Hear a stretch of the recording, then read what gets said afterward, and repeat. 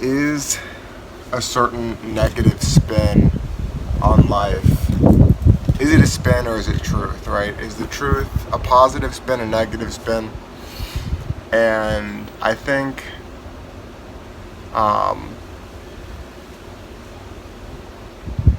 suffering does suck.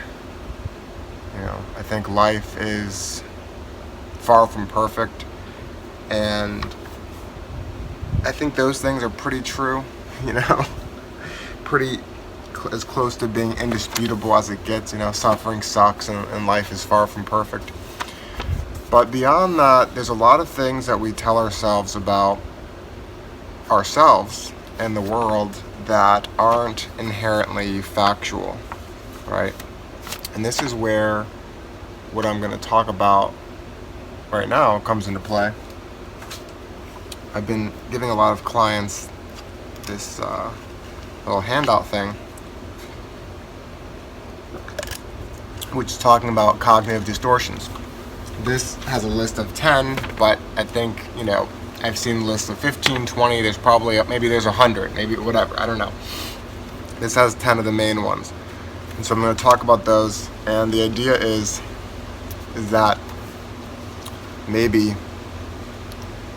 when you're going about your life, that if even one of these seeps into your subconscious, or even not subconscious, into your, maybe if you have maybe you need to put the list. Sometimes, I've talked about, man, if I just remembered certain messages and put them on my mirror or wall, or something, because sometimes there's certain things that you've decided that, whether it's a mantra, a goal, a perspective, something you need to remember.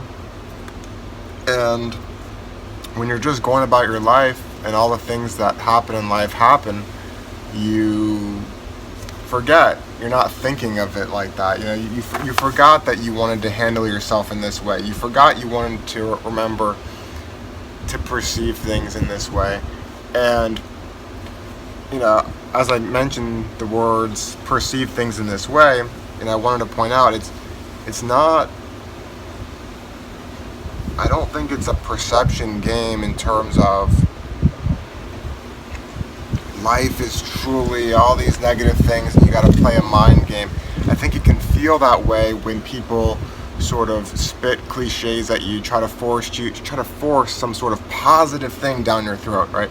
But the difference between trying to force, what can be seen or feel like cheesy, contrived positivity down your throat when you're feeling down or negative, the cognitive distortions, being aware of that, really actually is about, yes, to a degree, you want to, if you have a choice, put a negative spin or positive spin, you might as well put the positive one if you can, if you feel like you're able to. But it's also about looking at truth, right? It's about that a lot of the negative thinking is not true. It's not factual. So, it's not, even though the positive stuff can sometimes be maybe irrationally optimistic or hokey or not seem like it's based in reality, the negative stuff really often isn't either. And that's something that's important for me to remember. Just because you think something doesn't make it true, and that goes for positive, wishful thinking, but also sort of the opposite of that. In a lot of ways, we tend to, sometimes we can sort of make fun of people who, think that they can, that are overly optimistic, overly positive. Sometimes people can it seems fake, or maybe they seem delusional. But you can be just as delusional in the opposite direction. So, all or nothing thinking. You look at things in absolute black and white categories. And that's something I've talked about a lot, right? It's sort of the importance of, in understanding reality, yourself, human behavior, whatever, everything, that there is nuance, right? So,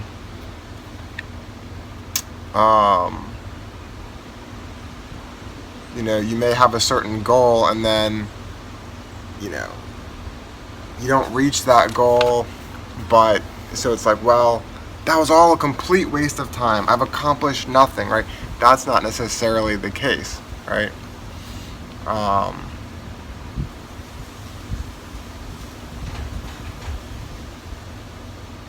This can apply to experiences I've had where this is a failure.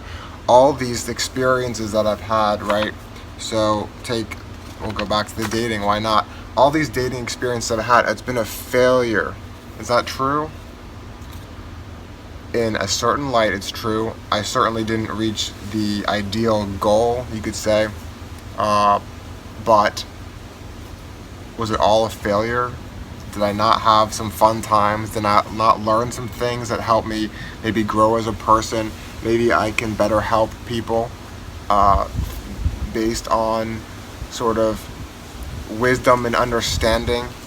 My ability to empathize with people that have gone through similar things is stronger based on all the negative experiences that I've had.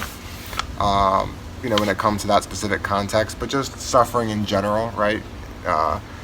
If you've suffered a lot, sometimes you develop the ability to be compassionate and understanding of other people's, because you know what it's like to be in a certain situation. Not to say you have to, I've never been starving to death, but I still can empathize with someone that's hungry. So you don't have to. The point is that it's not an accurate reflection of reality. It's not some objective truth when I say all of these things have been a failure, right? That's not true or helpful. Overgeneralization. You view a negative event as a never-ending pattern of defeat. Yeah.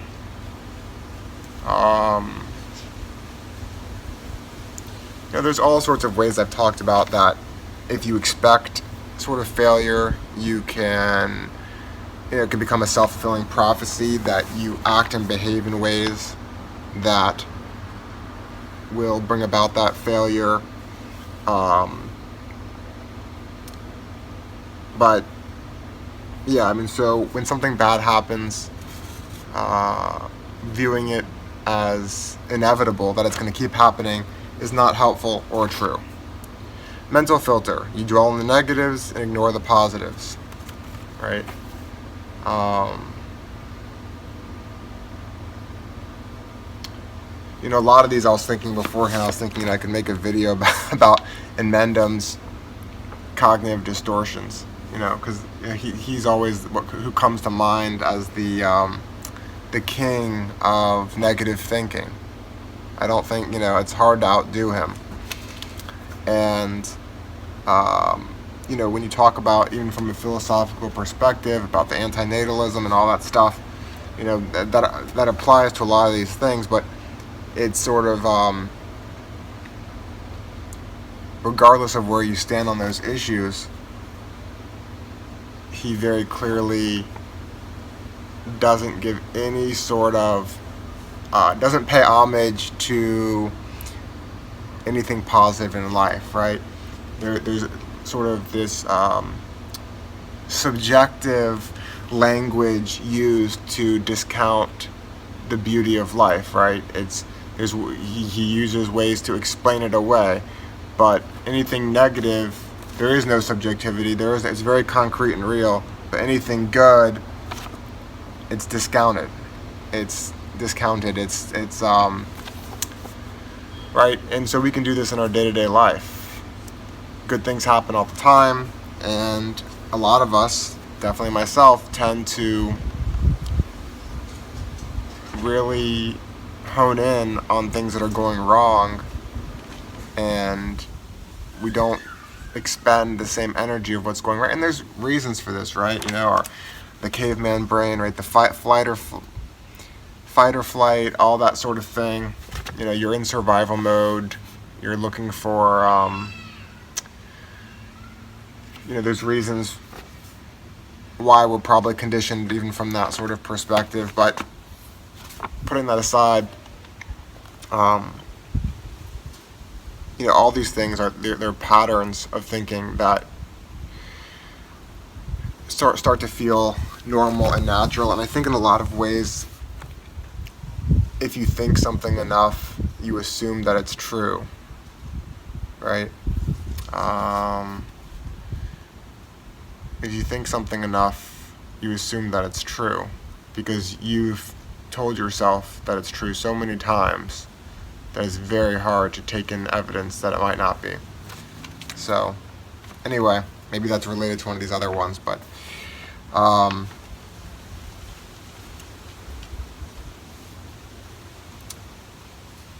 just jumping to conclusions, mind reading, you assume that people are reacting negatively to you when there's no definite evidence for this. Fortune telling, you arbitrarily predict things will turn out badly. Yeah, mind reading and fortune telling.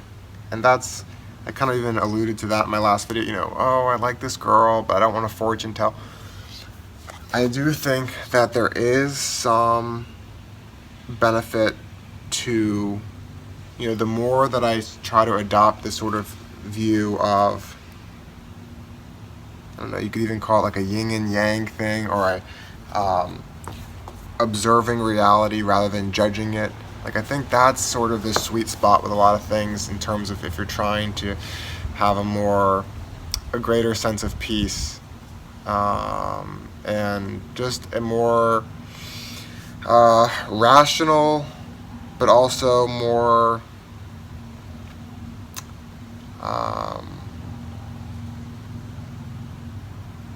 calm, relaxing, enjoyable way of being in the world is the less that you can quickly make snap judgments about yourself or others, right, will be beneficial.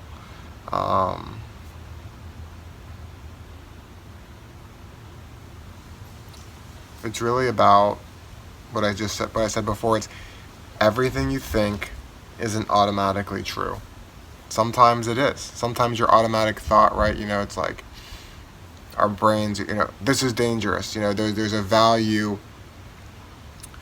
It's almost like there's all these, we have all these adaptations for survival, right? And some of them are no longer useful. And we're like trying to skip ahead steps in evolution, right? We're trying to, basically where we've come from the caveman days to where we are now, we've advanced through all sorts, language, technology, all that stuff. And we still have all this baggage that we don't necessarily need. There's some aspects of our, biological nature that is useful and some that isn't.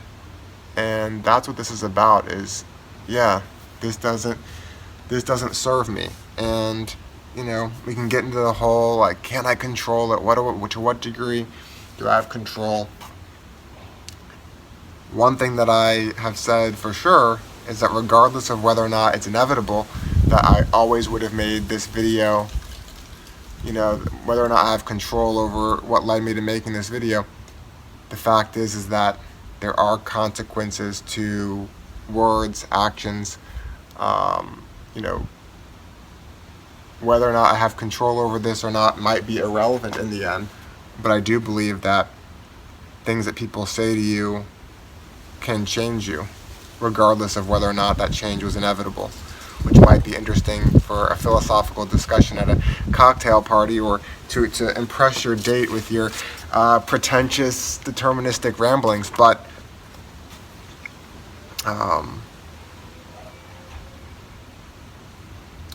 the point is that don't assume that you know the future. Don't assume that you know what people are thinking. It's like learning to slow down. It's like in basketball, players talk about when they reached a certain level of skill, when they got to a certain level of greatness, that the game, this applies to other games too besides basketball, but the game slows down, right?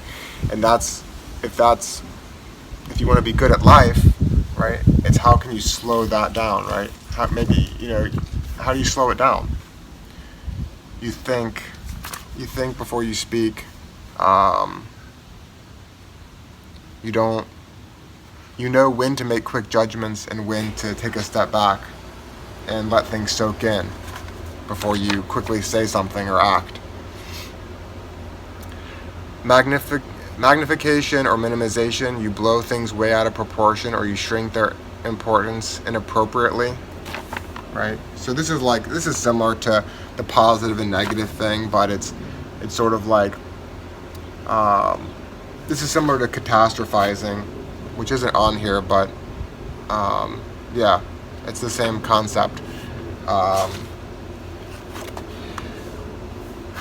Make sure you know what's worth really putting a lot of energy into. Alright, I'm tired, so I'm just going to kind of read through these last few without going too deep into them, maybe for another time, but emotional reasoning, you reason from how you feel. I feel like an idiot, so I really must be one, or I don't feel like doing this, so I'll put it off.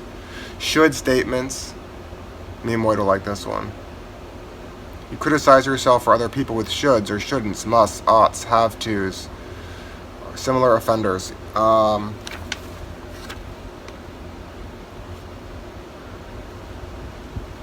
It reminds me of something I've talked about a lot, which is the whole morality thing, or the way you ought to live your life, and how the whole you can't derive an ought from an is sort of thing. But that might just apply to perspective in general.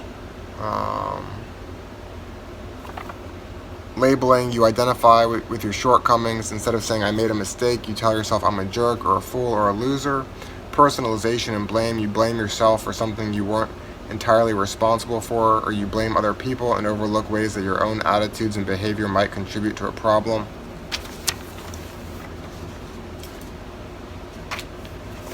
I think they all end up, I'm very tired, so I lost energy to really deeply dive into each one, but the common theme is about not rushing to judgment, right?